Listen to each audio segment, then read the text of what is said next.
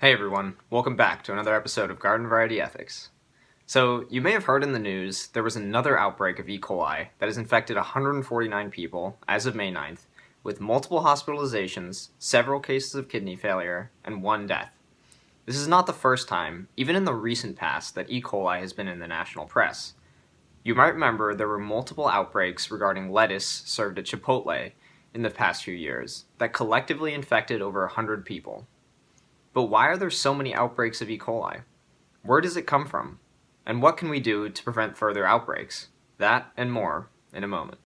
I need you all in or full out. Don't leave me halfway across the world.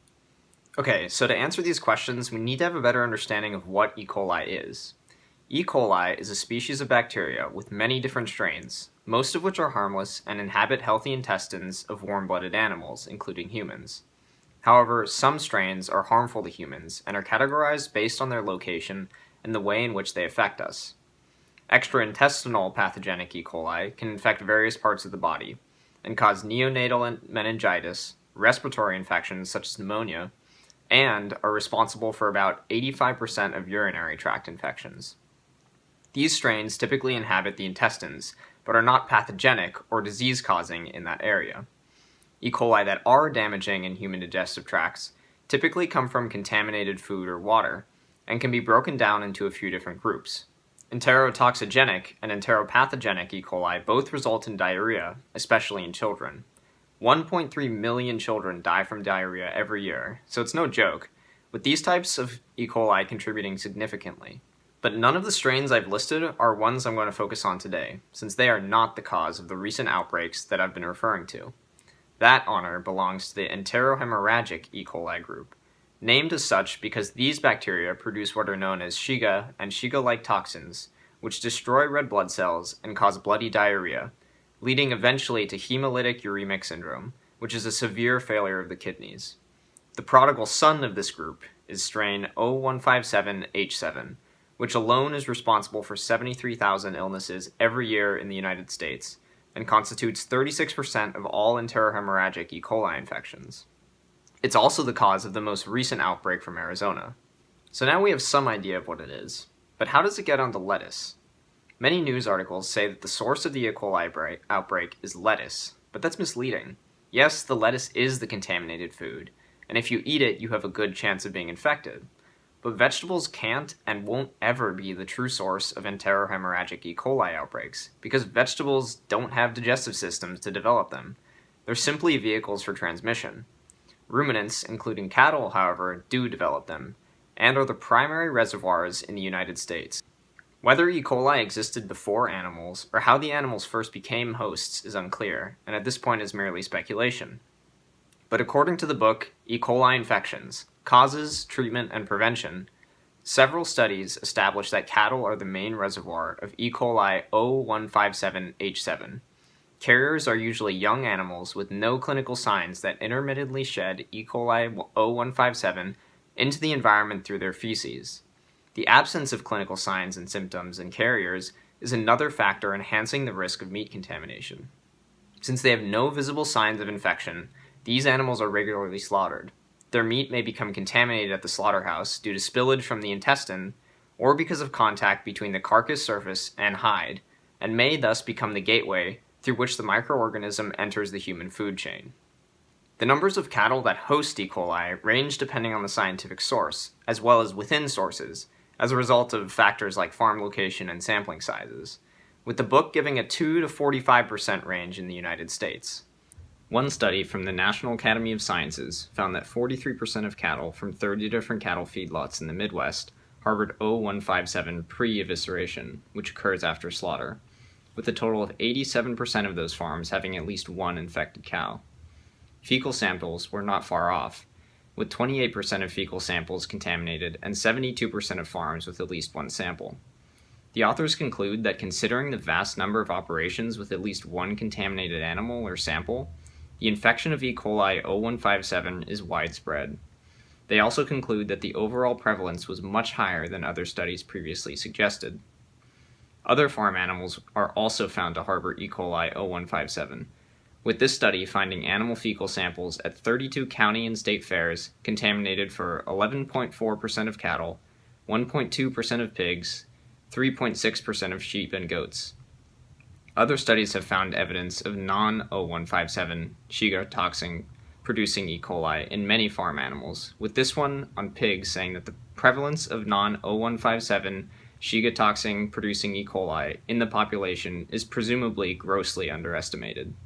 Dairy cattle have multiple avenues for infection, since dairy products can be contaminated, and when dairy cattle are spent or past their optimal milking capacity, they're slaughtered because they're no longer useful to the dairy farmers and sold as hamburger. Dairy cattle infected with E. coli can then spread it through their slaughter and by their meat. This is reflected in infectious disease data, as still a majority of the enterohemorrhagic E. coli outbreaks have come from contaminated animal products. So how are vegetables, like lettuce, spinach, and particularly sprouts, getting contaminated? This study explored two main hypotheses. One hypothesis is that vegetables become contaminated when exposed to manure that is not fully treated. However, they state that current manure-handling guidelines suggest a composting period before application of manure to a field as fertilizer.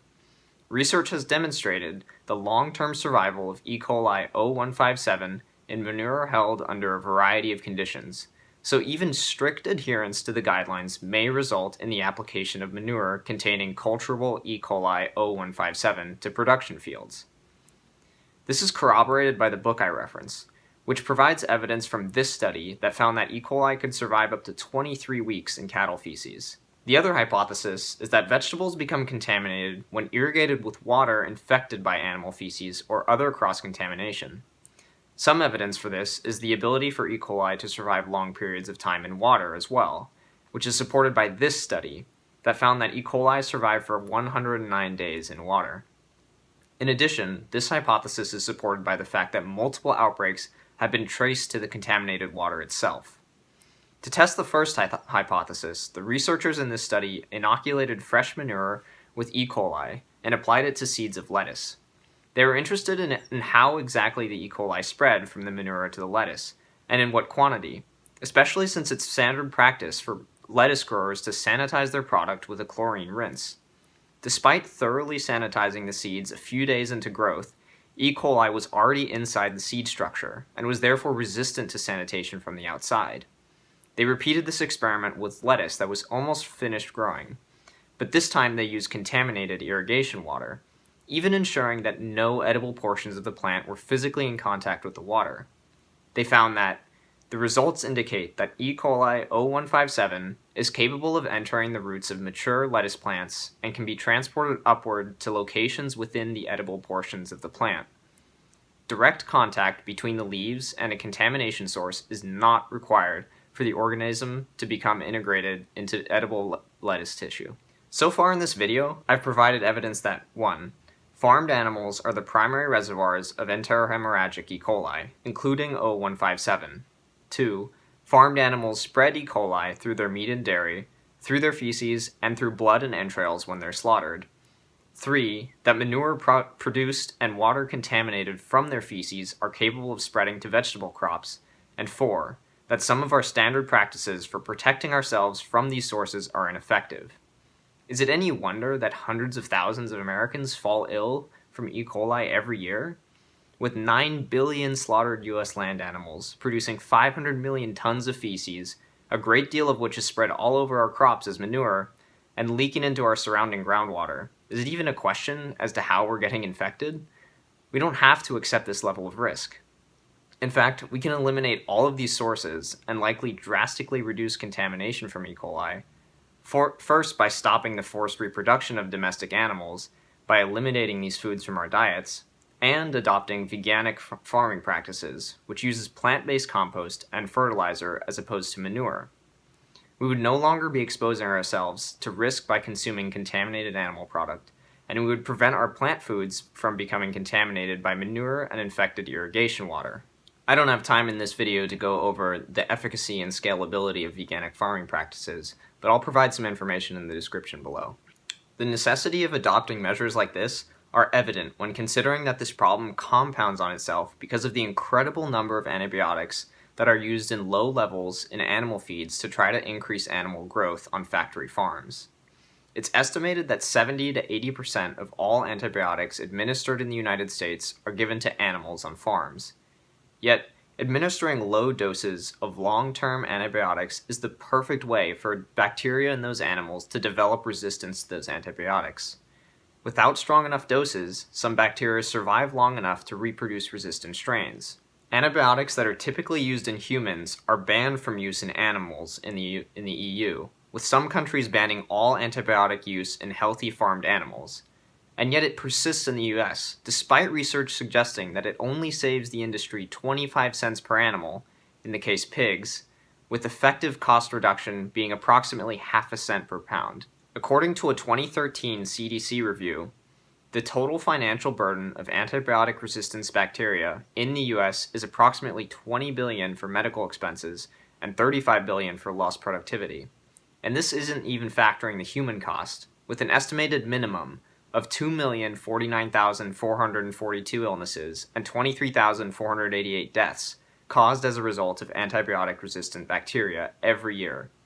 To get a better understanding of the scale and immediacy of the issue, here's a list of all of the bacteria that are posing significant threats to public health. They are listed in order of urgent, serious, and concerning. Some choice bacteria here, including Colostrum difficile, which infects people after the use of antibiotics wipes out their protective gut bacteria for several months. C. difficile is naturally resistant to many types of antibiotics, which is why it arises after a typical course of antibiotics, and protective bacteria are killed. Between 2000 and 2007, deaths related to it increased 400% because a stronger bacterial strain emerged. Antibiotic resistance is an enormous problem, not only because antibiotics are becoming less and less effective, but also because surgeries, including transplants, cancer chemotherapies, and preterm babies make use of antibiotics, so none of these procedures will be safe if there aren't effective antibiotics. So not only do bacteria like E. coli reside in farmed animals, they're made more dangerous by the use of antibiotics in them. To speak on E. coli itself, there's evidence that the extraintestinal strain of E. coli responsible for urinary tract infections are becoming more resistant. But both issues, the transmission of disease from animals to humans, and the increasing resistance of disease-causing bacteria due to animal agriculture, affect everyone on Earth because of the infectious nature of disease-causing bacteria.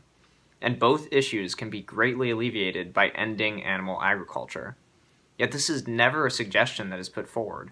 All of the articles, books, and studies that I went through advise preventative measures such as increased sanitation, decreased cross-contamination, and development of new antibiotics and vaccines. Yes, these are all good ideas, but these measures will never end the influx of new and increasingly dangerous diseases because the source of the disease has been left completely undisturbed. I'm not suggesting that ending animal agriculture will immediately alleviate these issues. But why do we not reconsider it as a fundamental part of our society and continue to assume these tremendous costs when we know full well that it is a major cause? Now you might be thinking at this point, so wait a minute, enterohemorrhagic E. coli is one disease that has reservoirs in and is transmitted from animals to humans, and the CDC list only mentions antibiotic-resistant bacteria. How many disease-causing bacteria come from animals that aren't already threateningly antibiotic-resistant like E. coli? The short answer is, E. coli is the tip of the iceberg. Stay tuned for next week's episode to see it for yourself. Until then.